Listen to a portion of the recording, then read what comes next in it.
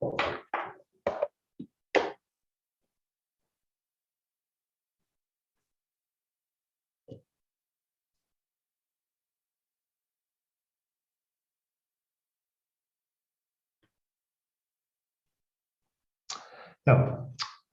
Good morning, all participants, and welcome to the session dedicated to language technologies, data, and AI to remove language barriers and address societal challenges. My name is Andres Vasilios. I'm co-founder and executive chairman of language technology company Tilde, and today I will moderate this session and also present some work what the community of language technology experts and passionate enthusiasts are doing to provide the broad variety of data what is needed to advance language technologies and to apply language technologies in different services and applications. So language is probably the most powerful intellectual instrument of humankind. We think through language, we express ourselves through language, we communicate through language, we exchange and preserve information and knowledge with the help of language. And it's so natural for us humans to use language, and it's such a difficult task for machines. Yeah, because language is rich, language is complex.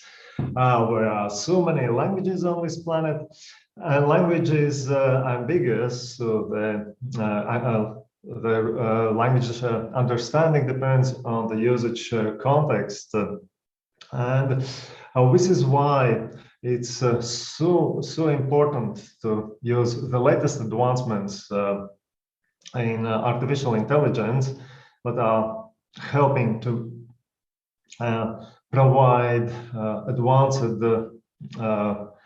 features and possibilities. And what we do see that with in recent years, with the wave of AI techniques and technologies are really helping to advance language technology field.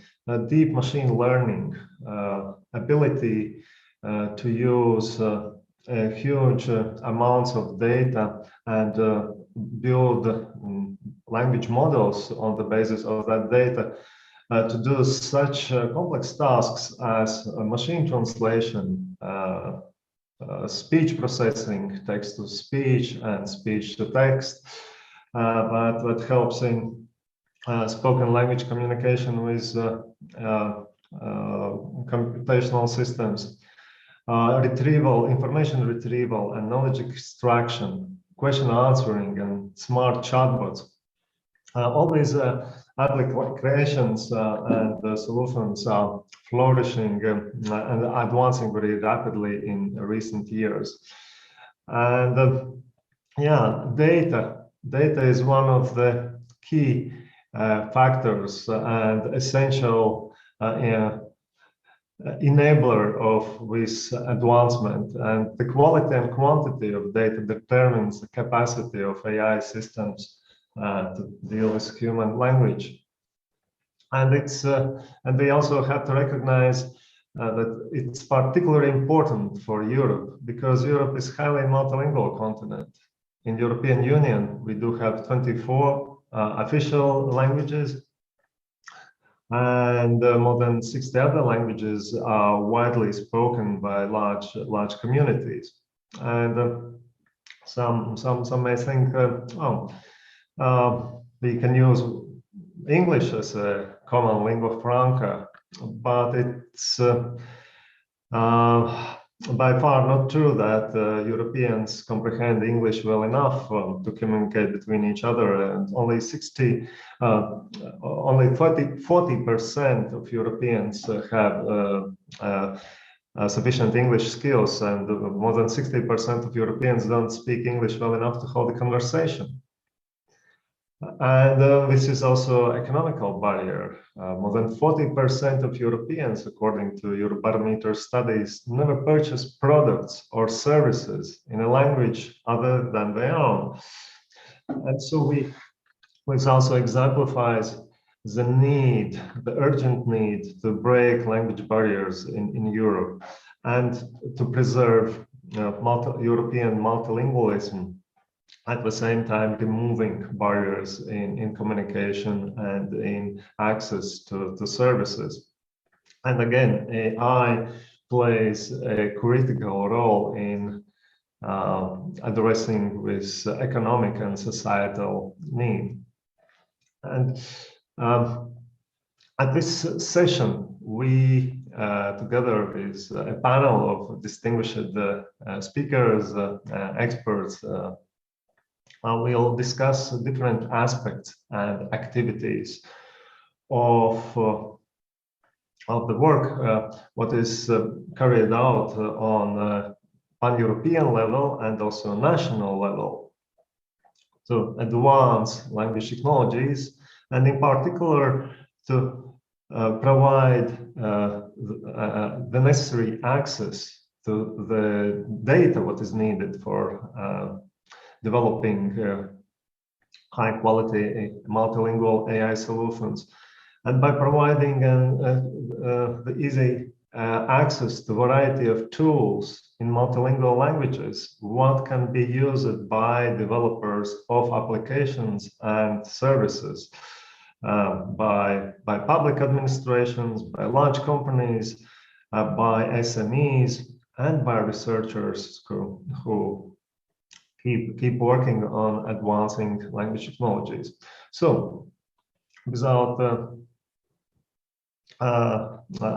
any other introductory comments, I will probably start presenting these activities by telling you about the large-scale action called European Language Resource Coordination that is targeted at consolidating and unleashing the value of data, what's stored in different public institutions across member states in European Union and also other countries, and also involve other data holders in assessing, identifying, and sharing the language data. And I would like to express my thanks to the coordinator of this European Language Resource Coordination Action, ELRC for short, Andrea Losch, and her colleagues at the German Center of Artificial Intelligence, DFKI. So the objectives of this action, what is initiated by European Commission as part of Connecting Europe Facilities program, is to identify the needs of public services and also SMEs, of what kind of data we need, and also what kind of tools we need, in what areas, what domains, so that they can provide access to their services to multilingual community. And when establish a cooperation with public institutions and also with SMEs to find those the data, what is stored internally, usually in-house repositories or document collections, and to help them to collect that data, to solve technical aspects, to process that data to the common standards, and to share the data and to make it available openly to everybody, from service developers to in industry, SMEs, to research community. But and then, and to address the need of language data as a key language technology factor and enabler of multilingual artificial intelligence. And at the core of this action is a consortium of 4 partners led by DFKI, and companies Crosslang and Tilde are participating. European Language Data Agency is also part of the consortium, and Greek Center for Language and Speech Processing, ILSP. And the particular focus is on the so needed data for advancing machine translation, automated translation solutions to make pan-European public services accessible to all Europeans. And this action started back in 2015, and it will continue to run through several iterations till the end of next year. And what as I mentioned, the focus, particular focus is on machine translation, and the way how this data, what is provided through ELG Action is directly used is Etranslation service. Etranslation is a public machine translation service provided by European Commission, used by a couple of thousands translators at European institutions, and also many translators and also SMEs, more than 7,000 SMEs across Europe. And this is a way how European Commission helps to break language barriers, providing machine translation to all official languages, plus Russian, Chinese, Turkish, the most needed languages for European companies. And to advance with translation service, data is needed. But with data is not just for e-translation, its data is shared publicly with everybody on a public repository. And European institutions use e-translation, is developed based on the data what is collected by the ELG Action in different services. And here are just some example of services what need to provide multilingual access, like open dispute resolution, where everybody can complain about faulty products what they have bought in some of the European country, and they can do that in their language and get response in their language. E-health, it's so essential that citizens have access to medical information and patient data in their language wherever they are in Europe, and to get the needed medical assistance, even if they are in the country whose language they do not speak. E-justice, e-procurement are just other of many examples where this machine translation is already serving multilingual European community. And for all these developments, both for public sector and, as I said, for SMEs, data is crucial, and we collect different kinds of data. It's text corpora set of documents, or texts in one or more languages, and those are official documents, also working documents, articles, reports, studies, magazines. There is so much documents being produced by public administrations in Europe, and what could be shared, and what we would like to unleash for AI developments. Then those are also models that are developed based on that data for machine translation, but also for other kind of applications, and other important resources like terminologies, glossaries, thesaurus, semantic data stored in ontologies, but are usable for a wide array of different language technology tools and applications. And to cover this variety of languages and institutions, it's so critical to involve experts and also public office representatives from all European countries.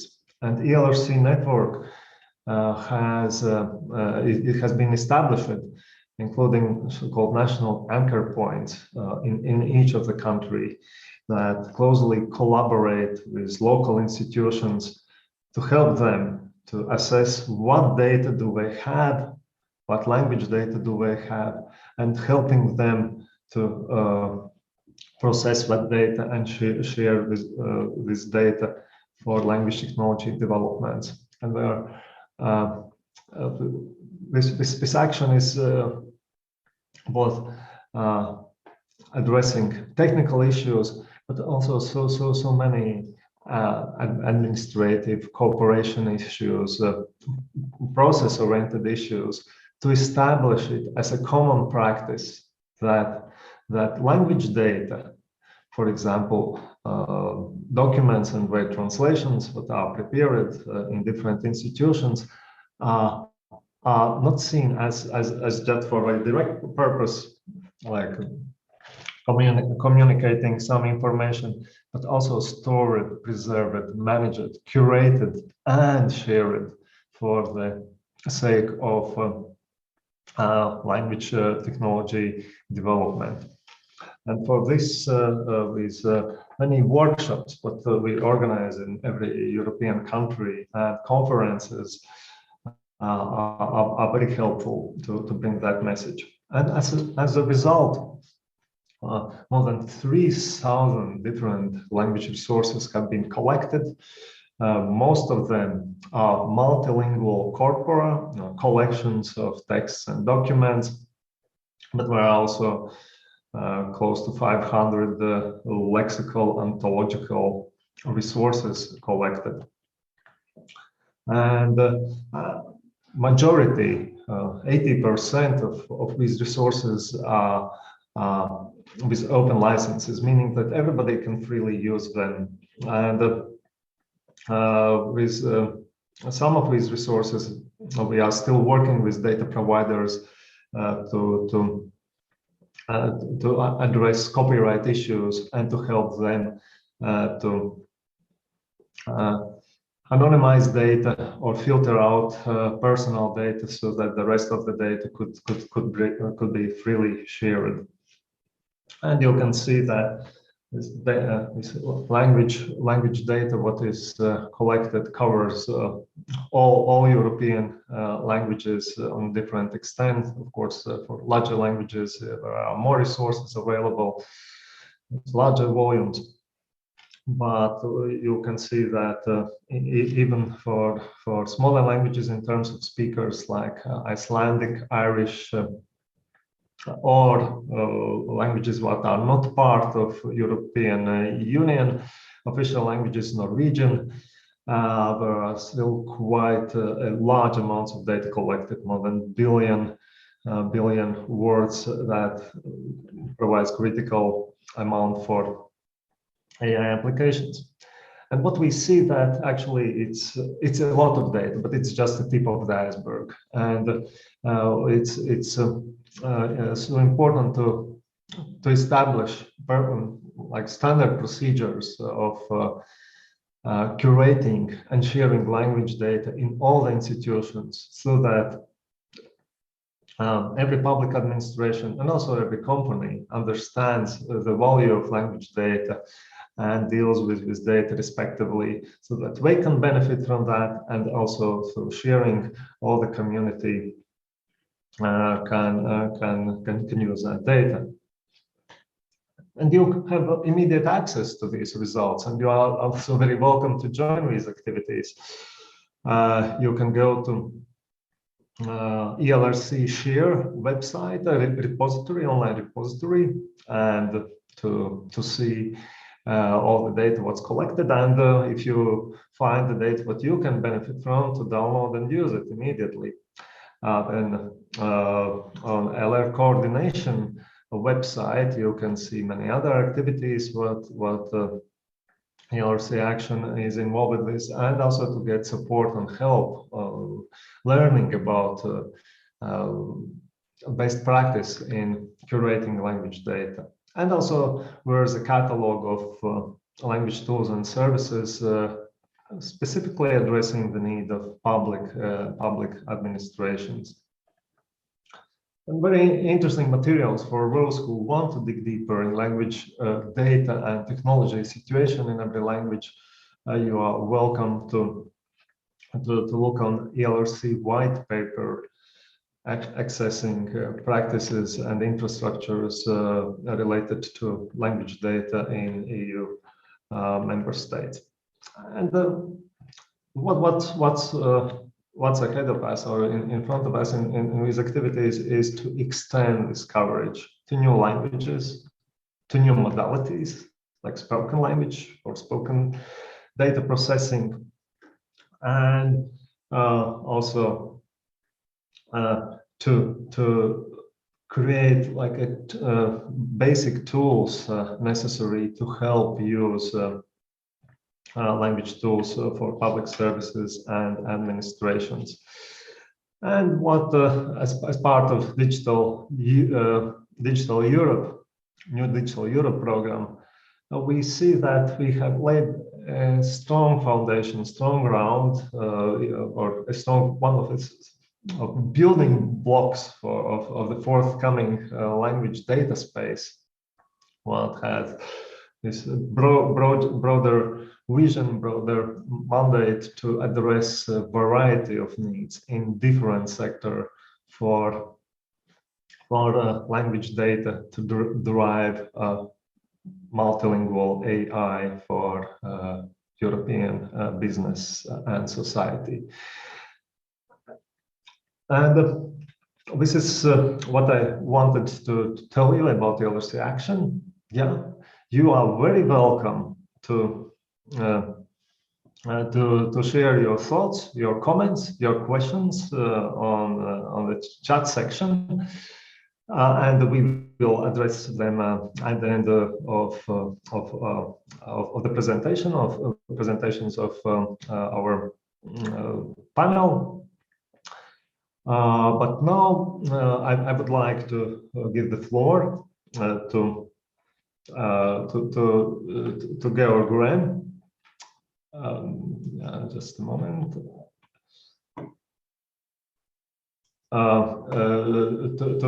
To Georg Graham, who is a principal researcher at the German Center of Artificial Intelligence, DFKI, and he's also the head of German-Austrian chapter of the World Wide Web Consortium, W3C, and he's also the General Secretary of MetaNet, Multilingual Europe Technology Alliance. It's an EU founded network of excellence consisting of 60 research centers from 34 countries, dedicated to building technology foundations for multilingual European information society. And Georg will present the major work on establishing and creating and developing European language grid and European language equality project. Georg, the floor is yours. Great, Andres. Thank you very much for the introduction and the invitation. Happy to speak to you today in this session on two of our projects, European Language Grid and European Language Equality. So European Language Grid is at the, right in the middle, smack in the middle, as they say, in the intersection between AI and language technology and NLP research, natural language processing. The European Language Grid is a platform. It's a cloud platform for these technologies for AI-driven language technologies. And of course, for that, we need data. So data is also one crucial ingredient of this initiative.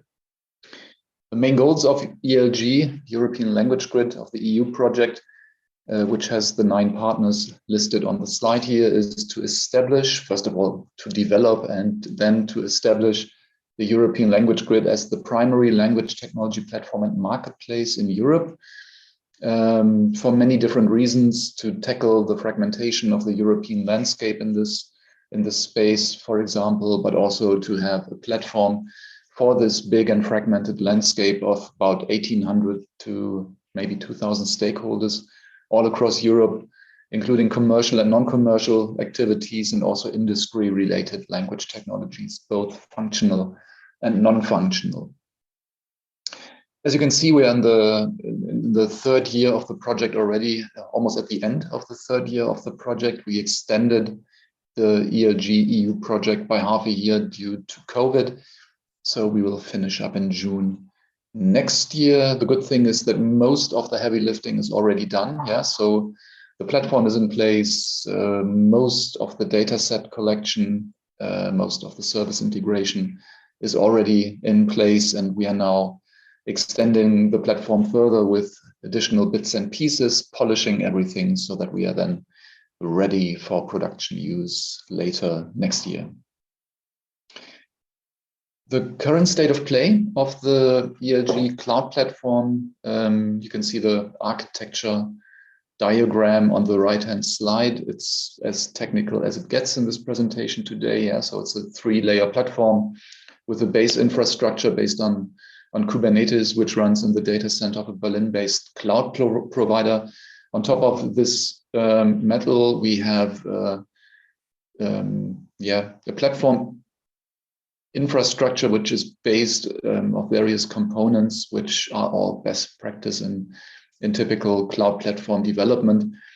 For example, using Elasticsearch and Postgres and various other typical components so that this whole platform is sustainable. And on top of that, we have various ways of accessing this vast treasure trove of different tools and technologies and data sets and corpora and language models and so on. Yeah, so you can access the ELG through the cloud platform itself, yes, through open APIs that we offer as ELG, so that you can directly access through Python or through Java a machine translation tool or an automated speech recognition tool, or you can download data sets, for example, also using our Python SDK. Right now, we have about 3,600 corpora and data sets in the system. You can simply register an account, get access as a provider to the system, and then make your own data sets and your own corpora, your own language models or services and tools available through ELG.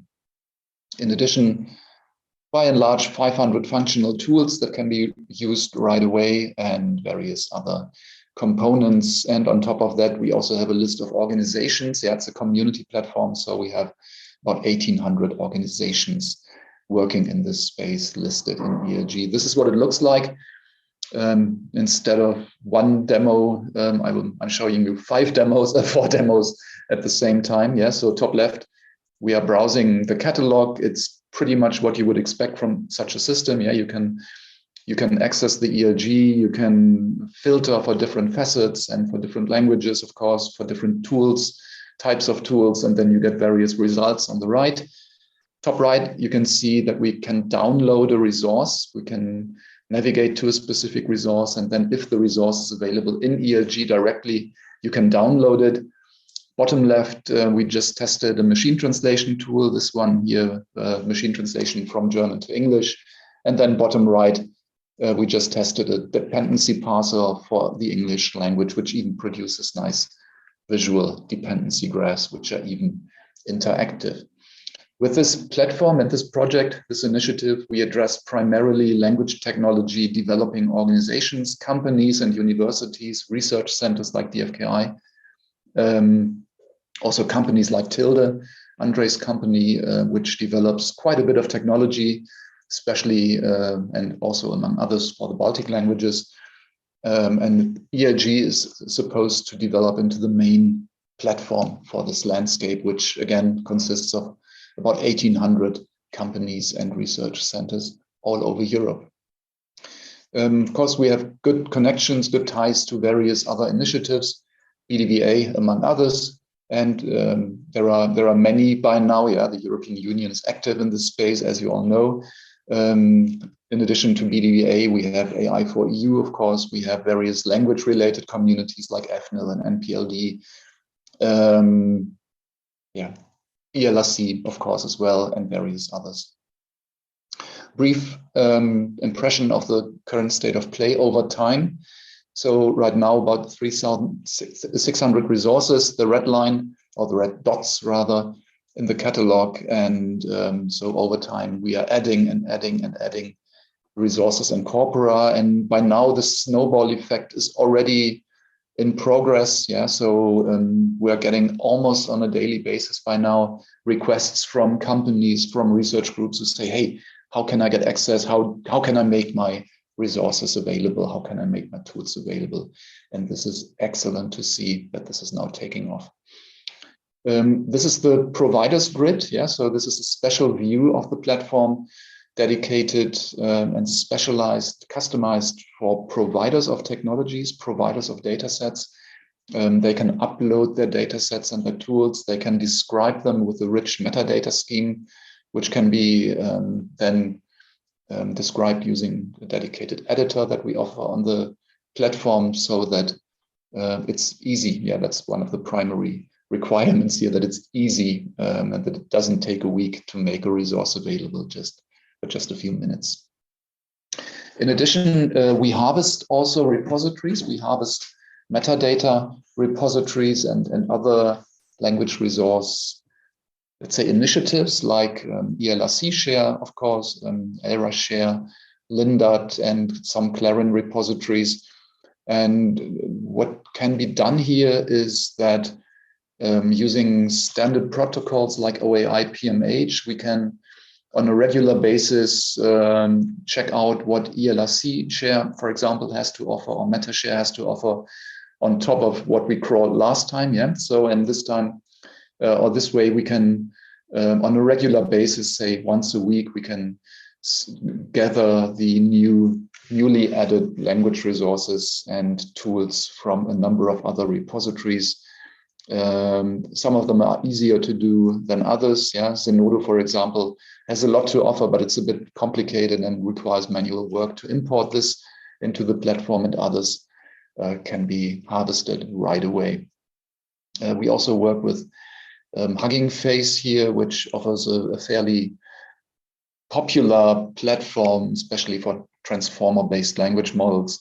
They also have a public API, and we collaborate with Hugging Face to import as many resources from them into ELG as we can.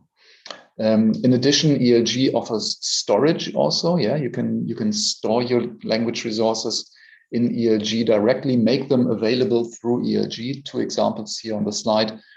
Turku Paraphrase Corpus for the Finnish language, and the European Clinical Case Corpus developed by colleagues in Italy as two of the ELG pilot projects that we financed as ELG.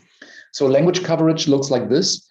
These are the languages addressed by the services and resources. You can see the top bar here, English, by very far the most supported language through our corpora language descriptions and also tools.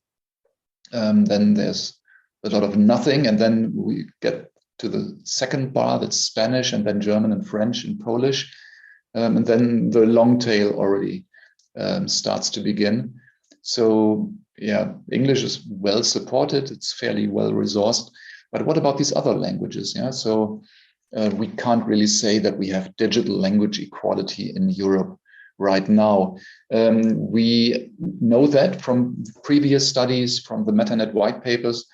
And earlier this year in January, we started a sister project to ELG called European Language Equality.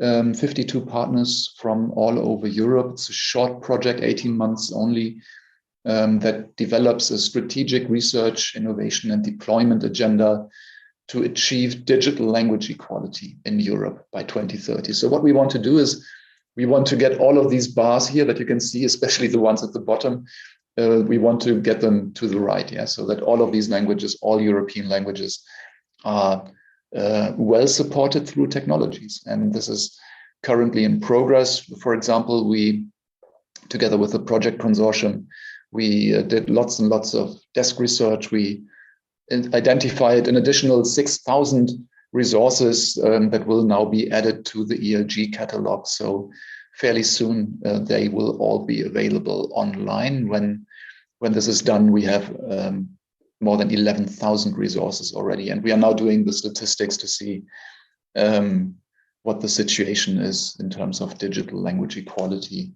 And then the results of that project will be written up as a book, and then these recommendations will be handed over to the European Union so that they can initiate the right actions. ELG is, of course, situated in the wider language technology and AI ecosystem. Here we are building bridges to existing platforms and infrastructures. The most important ones are listed here on the slide. We build these technical bridges, as mentioned, using OAI, PMH, and also using APIs. And ELG is also, as mentioned, the, let's say, infrastructural arm of the ELE project. If you're interested to know more, and I think I need to wrap up for time reasons, if you're interested to know more, feel free to check out our various publications. As I mentioned, there will be a book forthcoming by the ELE project, and there will be another book forthcoming by the ELG project, and we have an extensive online documentation. If you want to stay in touch on a regular basis, feel free to follow us on Twitter, on LinkedIn, and also we have a very good newsletter with more than 2,000, that number is outdated, about 2,500 subscribers by now. We are happy about this interest in what we do. So let's briefly summarize. ELG is supposed to be the primary platform and marketplace for LT in Europe. We are trying to get this done. This is an initiative from the European community for the European community because it's highly fragmented and we need to bring everybody together so that we can create great synergies and effects for European multilingualism. We will establish a legal entity for ELG, which will then take over next year with the extension and maintenance of the system. And we will contribute to digital language equality and, of course, also to the emerging European language data space. And with that, I would like to conclude. Thanks very much for your attention. Andres, back to you. Yeah, many thanks, Georg.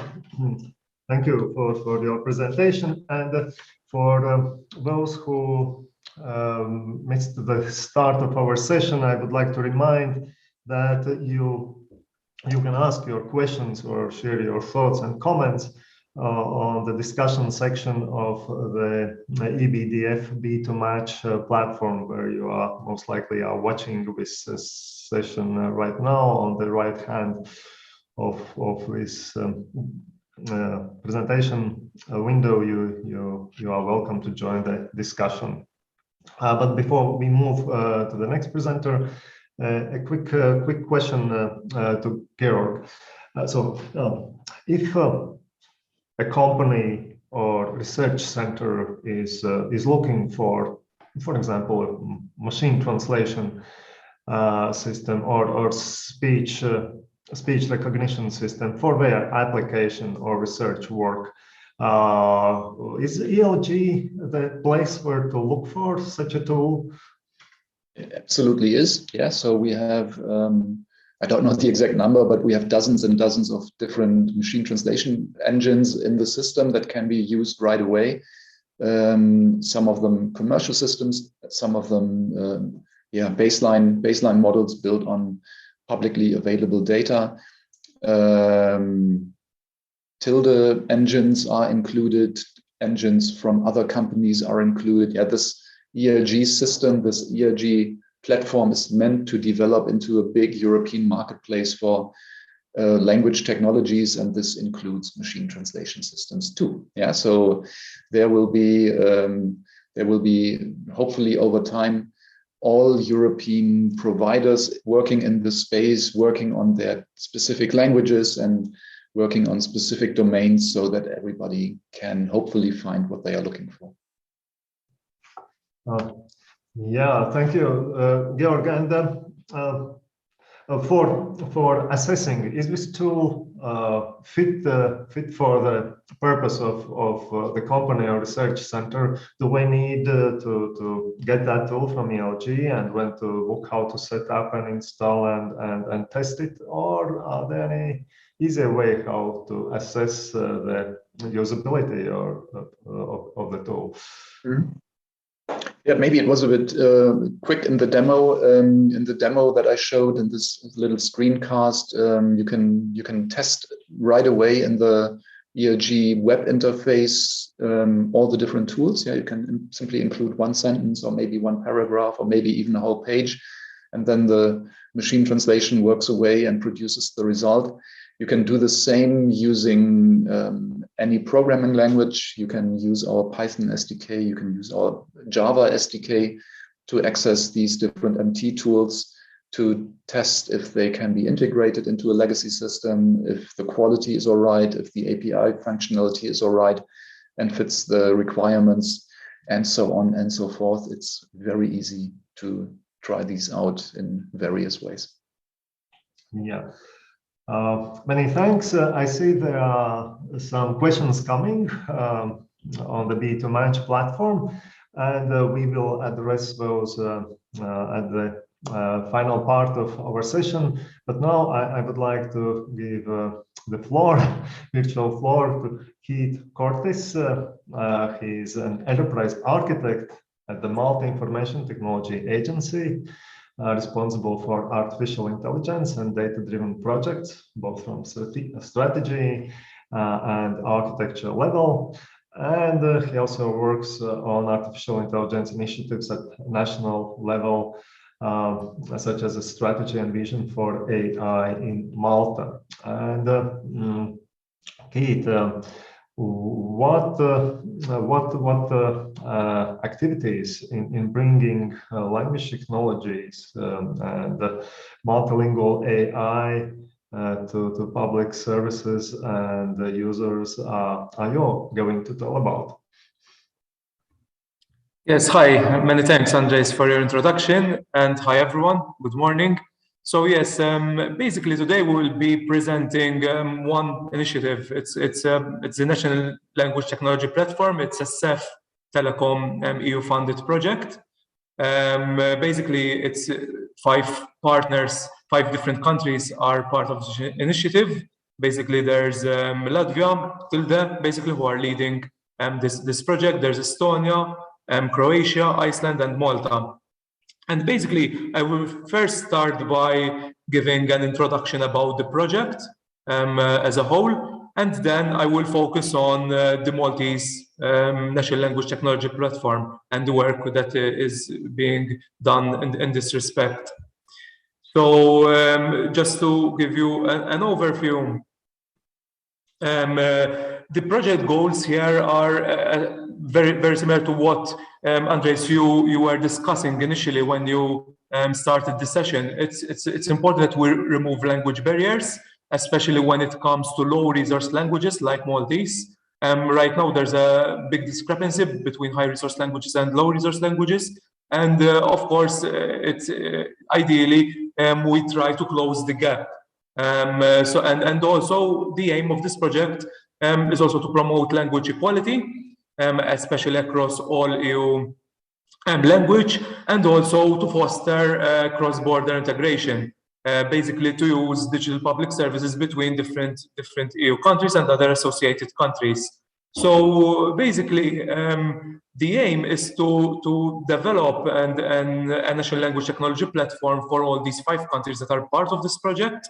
So there will be one for Malta, one for Estonia, one for Croatia, one for Iceland, and one for Latvia. In the case of Latvia, it's important to mention that Latvia already has a similar platform called Juga.lv, but the aim is to keep building on this platform and add more functionality to this.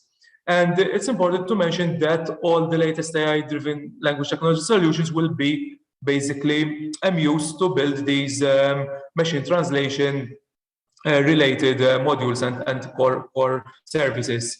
And the aim behind all of this, these platforms basically is to provide something for the public administrations for all the different countries, and also SMEs and the general public, being them citizens, residents, and so on and so forth, with a way on how they can make use on online services in a multilingual effort.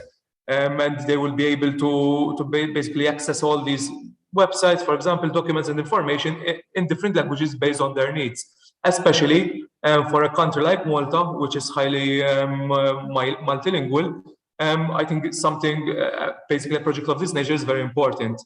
And one important aspect also from a generic project perspective is to ensure that this project, the output of this project, basically we will be working for the next year and a half, because the project started in April 2021, and it's a 2-year project. So after the project ends, which is after March 2023, it's important that there's sustainability of such a project. And usually projects of this nature stop kind of being updated or being maintained after a project ends. So sustainability here is a key aspect of such a project to ensure that we keep the sustainability of these modules and adding to what we already developed. And of course, we will be promoting such platforms in other EU member states so that they can follow suit. And the image that you see in front of you is basically an example of some of the modules, core modules and functionality that each platform, each country-specific platform will offer in terms of automated machine translation tools. So we'll offer translation workspace, website translation widgets, which is very important, a terminology portal for different entities where they can input their different terminology based on their domain. So terminology for the health domain will differ with terminology from the legal domain, but it's important to have a common repository where this can be shared so that it can be used by these different services, and so on and so forth. So we'll be working in terms of technologies on translation memories. This is important, both domain specific and domain agnostic where possible, and also moving towards speech tools and computer assisted translation. And that was a brief overview of the project. So this is the kind of these are the common aspects that all countries will be working on. Now I will be focusing on the Maltese National Language Technology Platform. And basically, right now, the work that we're doing is that we're assessing the current linguistic tools and resources available, basically, at a national level. And we're identifying what PARC and monolingual corpora we have, which are domain or domain agnostic, because depending on what we have available, we can see what we can build up on and which corpora we need to start from scratch. And basically, in terms of PARC corpora, we have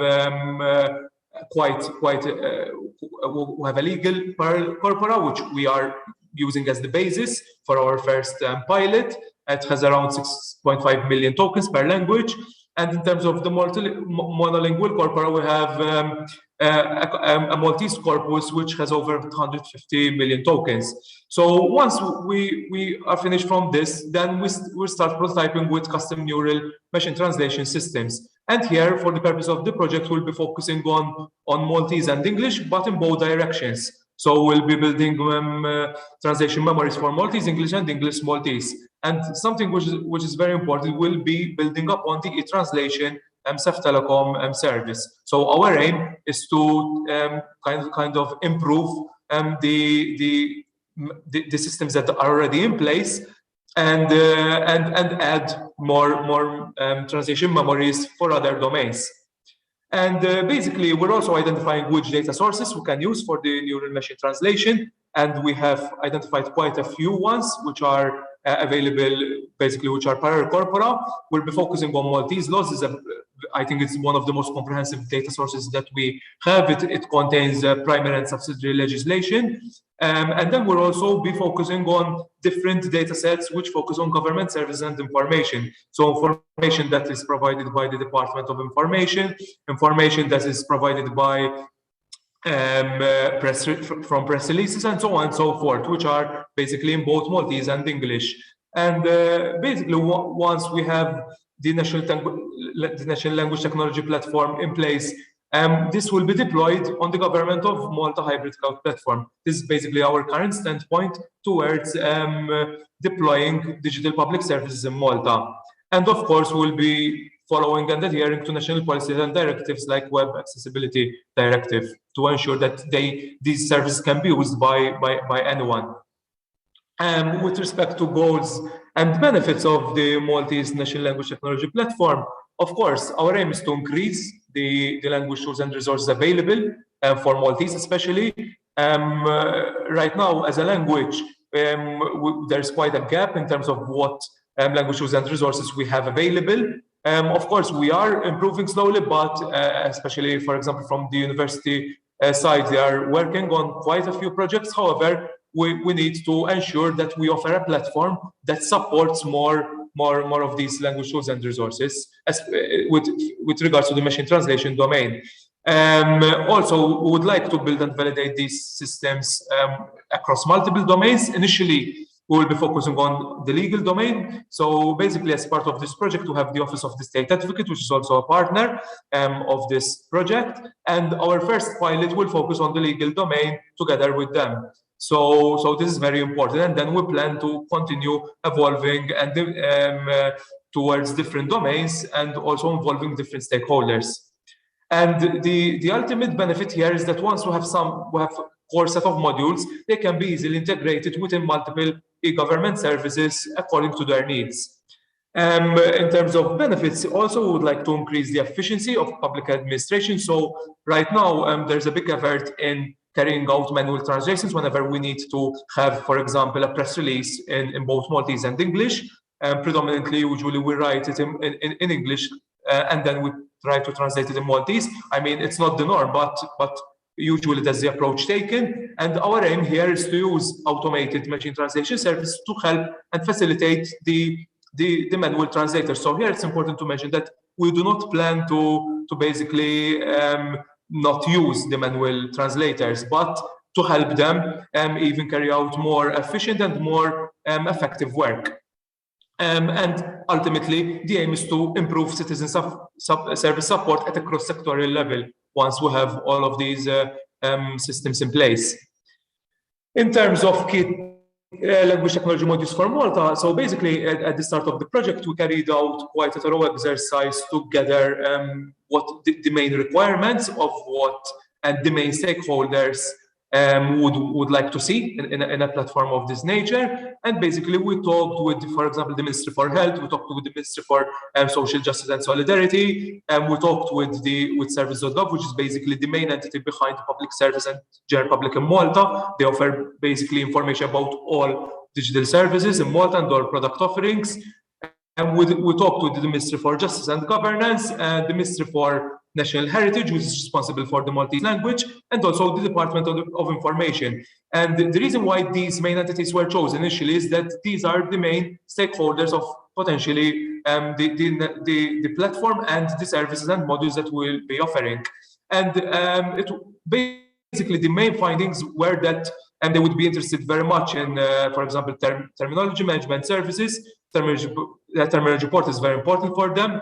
Also a data repository, and they would like also to see an online computer-aided translation environment for their translators that they usually get and employ to work on their needs. And also there was a big need on both speech recognition and speech synthesis services. So here machine translation service can offer maybe facilitate such needs through an intermediary language. That was all from our end. I thank you for your support, or grazie in Maltese. And if you have any questions, I would be very happy to answer. Thanks. Yeah, thank you very much, Keith. You're very welcome. Yeah, maybe one question that you can respond right now. If there are several countries participating in this project, and Malta is one of them, but if other country is getting interested in the work that you are doing and in an LTP platform, can they benefit from this work? Yes, that's a very good question. Basically, I think the good aspect about this project is that if both within the consortium, there are quite a few other languages which are low resourced, such as Maltese, and there are other countries who are not involved, like for example Irish, who I think we can share a lot of best practices on how certain tools can be built. And I think the knowledge sharing in this respect is very important, especially in terms of lessons learned. I think we can share a lot of these lessons and together help and facilitate other countries to basically build and develop such systems in a faster and more efficient manner, of course. I think that's very important. And one aspect which I would like to mention is that both at a local level, we will be holding several sessions on how such service can be integrated, or how can they be basically advanced and more developed. And I think the same approach can be easily transferred to other countries, and we can even do similar sessions in other countries, basically focusing on other languages. Great, thank you very much. And again, you can ask your questions on the conference platform. Please write your questions or share your comments, and we will respond to them during the final part of the session. But now the next speaker is Jānis Ziediņš. He's working at Culture Information Systems Center of the Ministry of Culture of Latvia as a project manager who lead IT projects in cultural sector, and he's involved in different types of culture-related projects like State Unified Information System for Archives, Joint Catalog of National Holdings of Museums, and Latvian State Administration Language Technology Platform Juga.lv. Jānis, please share your experience and how such a national platform serves the needs of Latvian public administration and the general public. Yes, hello everyone. It's nice to be in this panel session, and I'm happy to share a Latvian approach of language technologies and challenges, how we did and how we are doing, and I will tell you some information about National Language Technology Platform Juga.lv, as well challenges of the data and how we work together with institutions and what we are offering them in country level. First of all, some words about me. I'm working with Culture Information System for more than 15 years. I've been involved in large-scale digitization projects with archives, museums, libraries, and infrastructure projects as well. And some years ago, not some years, but almost 10 years ago, we started to work as well with language technologies. But Culture Information Systems Center from Latvia is under authority of the Ministry of Culture, and we work with archives, museums, and libraries and other cultural institutions. And what is the purpose of the Juga? We started early, like really 10 years ago, and we understood that Latvian language, and we know that Latvian language is small language, and to give access to Latvian information to people who don't speak in Latvian, we need to have some technologies which will help, which could help us. And at that time, the big translation services like Google and Bing and other wasn't so much interested in smaller languages and machine translation. So we to overcome that barrier, we started our own project, and in 2014 we created our first machine translation service. It's the first version. It was quite simple, but at that time, I think powerful, based on statistical machine translation built by Latvian company Tilde. And we offered 3 possible tools: text translation, document translation, and website translation, and from English to Latvian, from Latvian to Russian, and vice versa. But as you know, technologies are going in these years very fast, and some years later, Google and other companies started to do better with smaller languages, and as well with Latvian language. And our challenge was to overcome that and have better translation, because Latvian language is quite difficult, and it's still there are gaps how to better translate that. And we wanted to have better e-services for people who don't speak in Latvian language. And in 2018 we launched the second version of the Hugo. And at that time, it doesn't offer only machine translation, but also we added 2 tools for with speech, speech recognition and text-to-speech. And as well, we started to use neuro machine translation also from Tilde. And when we compared the results with bigger competitors, our translation system was better, and but it was quite challenging for us to come to this point. But I will tell about that a little bit later. And now we have already the third version of the Hugo.lv, which we launched in 2019, almost 2 years ago now. And currently we offer multiple tools, which is not only machine translation.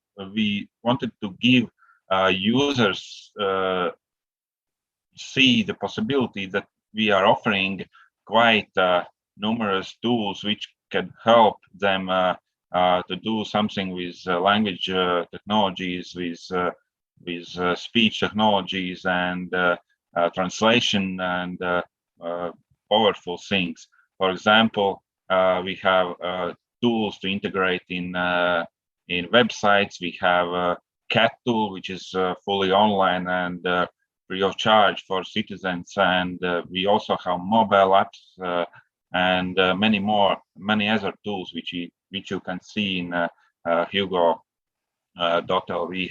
website and try by yourself. And of course, what is the best? But the best thing is that we see that statistics is growing and visits is growing by each year. And even if we compare, it's not a full year now. 1 month is left, but if we compare with previous year, users are coming more, translation requests are happening more and more, and many integrations are coming in from government websites, government systems. And as well, we see that millions of words are synthesized. And so we see that the need of this tool is in national level is needed, even if we have strong competition from international players. But I think the thing why it happens is the quality of the translation of recognition, synthesization, and other tools used.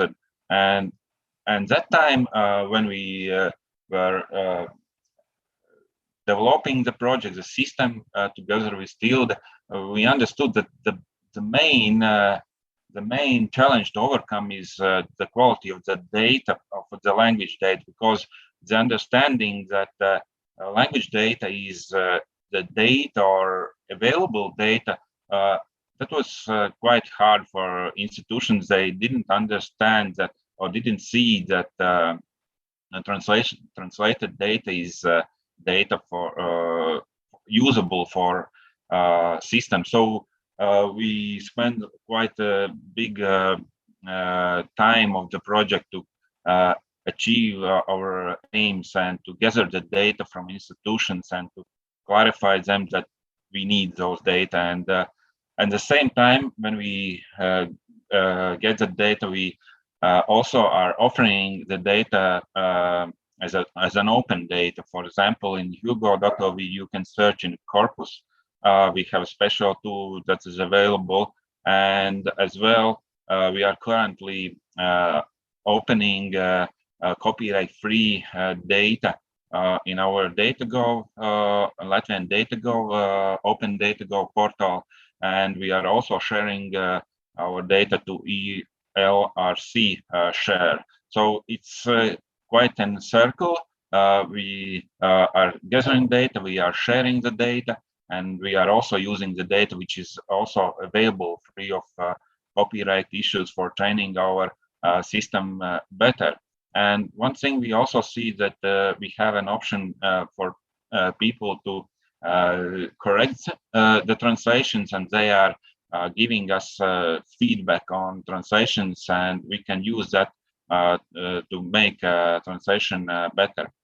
And the newest addition to Juga, it's also connected with the data and with Latvian language understanding for machines and systems. We added the virtual assistant catalog, which currently is quite popular between institutions, and we have 20 bots, government, municipality based bots, and which are available in 50 plus websites now. So they are used now, and the institutions understand that the bots could help them for a lot of everyday jobs and everyday under connection with citizens and people for answering simple questions and guiding them through some challenges for them. And for institutions, they don't need to be programmers or software developers. They use a system which is available as simple as it is, and they can create scenarios and train the bots and make them available and take over this conversations and be like help desk for people. And as well, we offer for government and government and municipalities, we offer APIs. Currently, we have some large-scale integrations for e-services portal, tax revenue services, and state government portal, which is now more than 60 plus websites and many more institutions. So one example which is integrated with Juga is state government portal, which is website is the standardized websites for municipalities and government institutions. We can see there is a bot integration. We have language translation integration, and we have integration of also speech synthesis and so on. Another example is electronic declaration system, which is fully integrated with machine translation. And if you need to give information about the taxes in Latvia and you are not familiar with Latvian language, you can use the system in English language as well, and it's fully translated with machine translation. And what is the best benefit or the best cooperation with in this case? Because the system is centralized in the government level, we have one language technology platform, and as our institution, as Culture Information Systems, we cover the platform infrastructure costs, we maintain the platform, we cooperate with developers, we plan the future developments, and we also gather the language data for better translations and so on. And for institution, platform is free of use with API of web services and easy deployment of virtual assistant. And that we see that in country level, this is the best approach if we build that centralized platforms, and then institution can work more on their services, not to do something they are not supposed to do for integration with some, I don't know, commercial other services and so. And as we see that this kind of cooperation is very good, and it's there is a future in that. And of course, as culture information systems as well are looking in the future how to make translation better, how to add more language tools, how to work in future with businesses, and that's also kind of decisions to make for in government level. Thank you very much. It was a short introduction about Hugo.ov and what we have achieved in this. Yeah, many thanks, Yanis. Just a quick question. You presented that chatbots now are part of this platform, and I have some people are a bit skeptical about the real value of chatbots. Are they really helpful or just interesting toys? So what is your experience from institutions that use chatbots of Hugo LV? Can they help institutions and really take out some load from human support?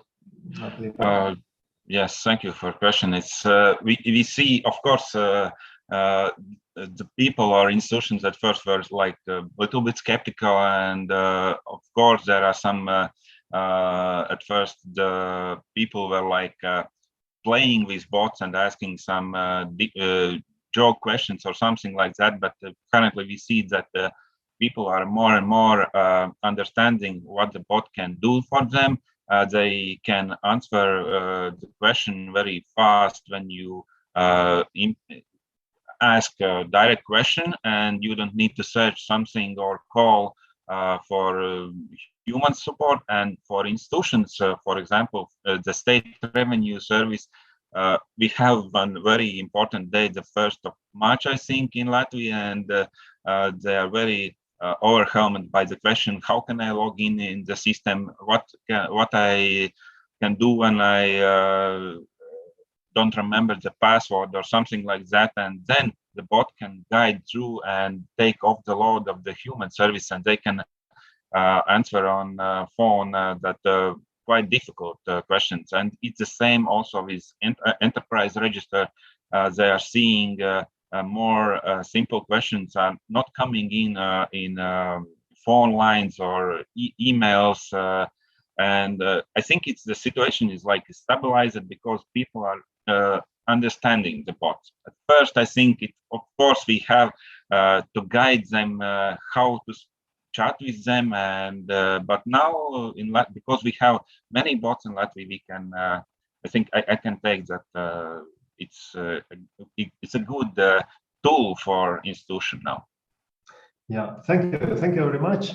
And now let's move to the last but not least topic of our session, and to see how an example of very recent advancements in language technology developments addressing the area what many people are worried about is about privacy. About privacy of their data, of their voice on language technology applications. And Dietrich Klakow will talk about developments at Comprise project, and he is a professor for spoken language systems at Saarland University, and he has also experience working at Philips Research, and his research interests was speech recognition, language modeling, and in recent years, information extraction, question answering, and machine learning foundation. Dietrich, the floor is yours. Thanks a lot for the kind introduction. So we have heard a lot about language resources, about data collections, and I would like to present you some results of the Comprise project. It also had dimensions of multilinguality and cost effectiveness, low resource, but the aspect that I want to mostly focus on is privacy. Comprise is a collaborative project. Two academic partners, Indria, who was the consortium leader, and Salland University, and 4 companies, for Ascora, Router, Tilde, and Netfactive. The objectives are given on this slide, and the most important one that I will be talking about is privacy by design. That is, the system per se guarantees that no sensitive information is leaked.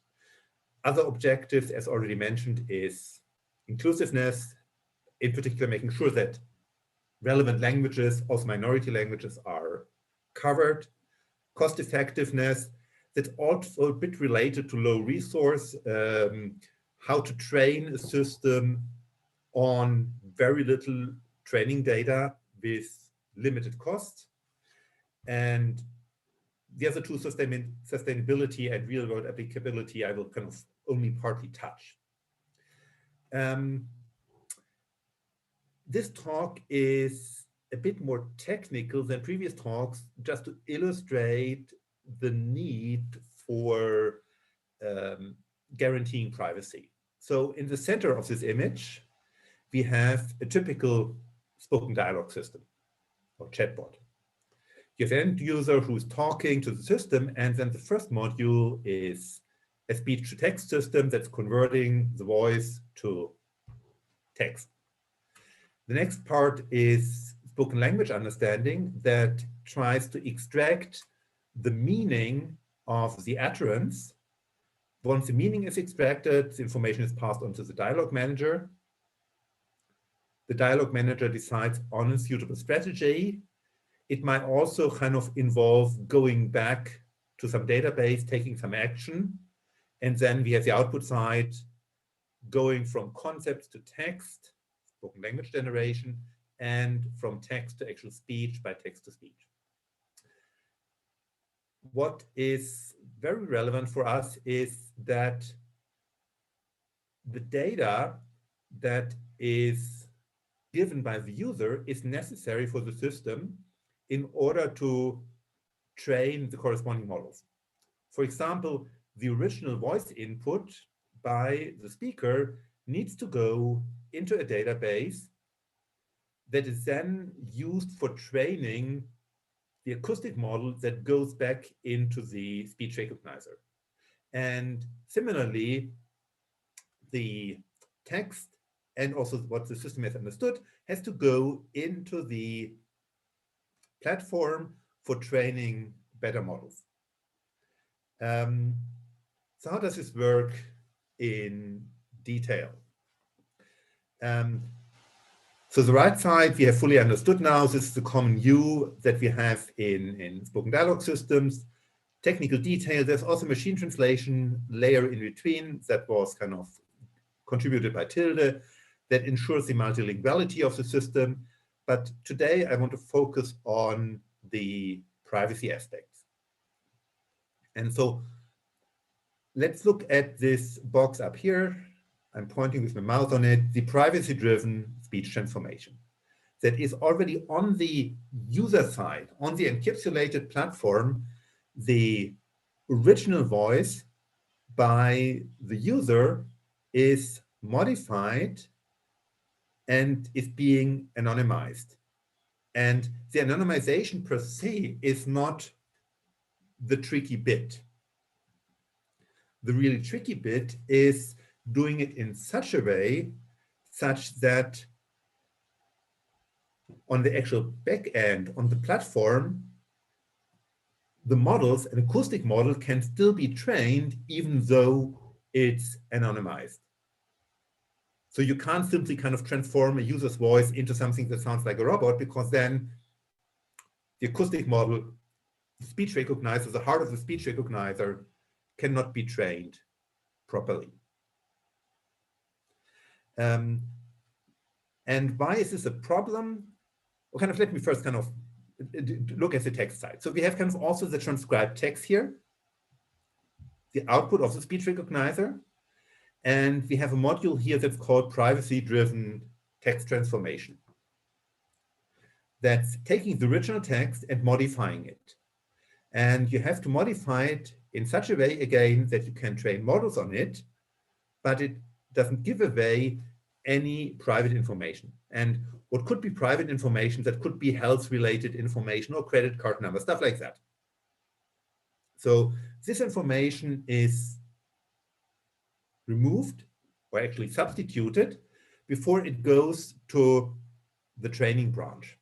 So why is this a problem? I mean, kind of the platform as such, where the data is, could guarantee that there is no security breach, that no data is leaked from the platform. However, we have seen in the past frequently events where kind of data of big players, big companies has been leaked. And then these privacy transformations make sure that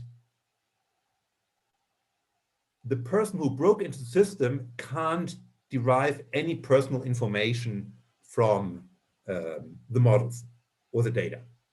And also kind of for models, it's well known for language models that when you query them for parts of the training data, they very freely give away private information like credit card numbers. So you really have to make sure that even in the case where there is a security breach, there is no sensitive information leaked to the outside.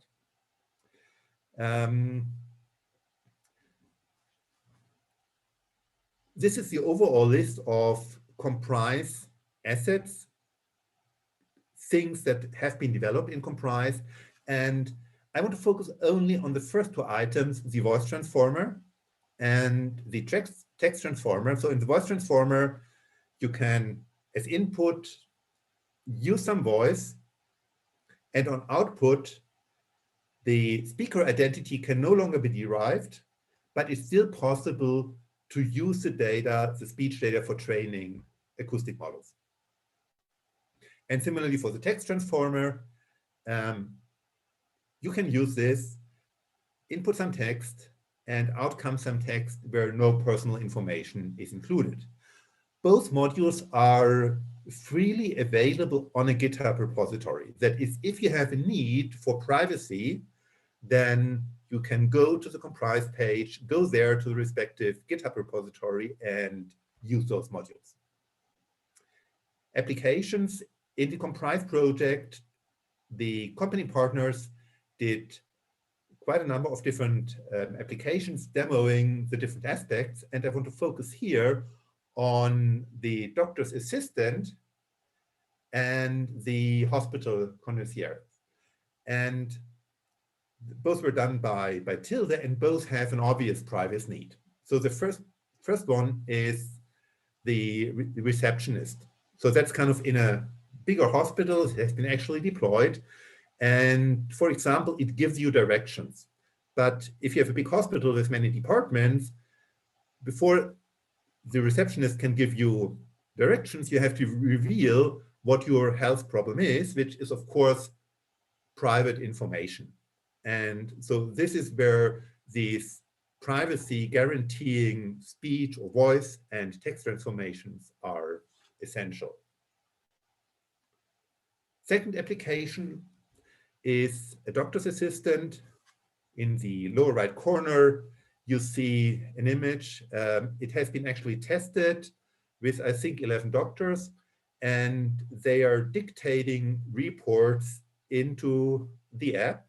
Of course, such a report contains very sensitive information because it's about a patient, and therefore it has to be made sure that even in the case of a security breach, which hopefully doesn't happen, but we know it can't be fully made sure, that even then the data is in such a state that there is no problem at all because privacy is guaranteed by the design of the system.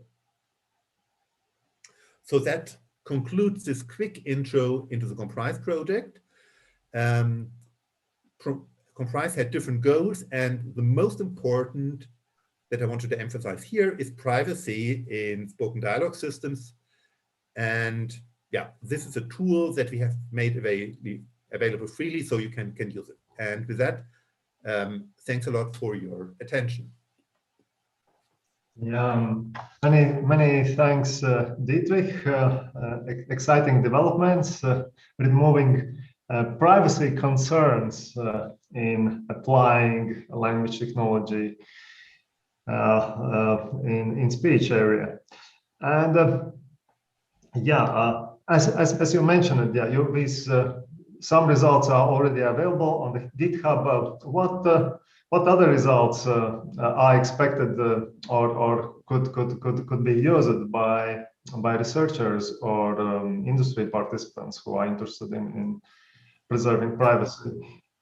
That's a very good question. Let me go back to that slide. I skimmed over it because I wanted to focus on the privacy aspects, because I think that's very important when we talk about collecting more data and making it available to the community for research. Comprise also had a very strong emphasis on low resource. And the reason for that is that very often, so kind of deep learning approaches, kind of what commonly is called artificial intelligence, has a very strong need for massive amounts of data. And of course, for many applications, this is unfeasible. And today we have heard about such applications, and we have heard about languages where this is a problem. So we also provide, and this is also already made available, tools where you can build a speech recognizer, a speech-to-text system, and a natural language understanding system with very, very limited training data.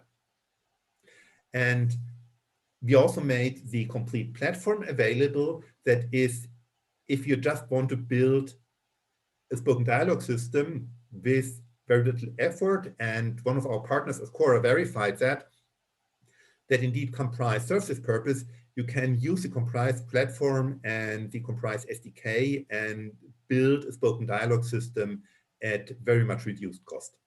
Mm-hmm.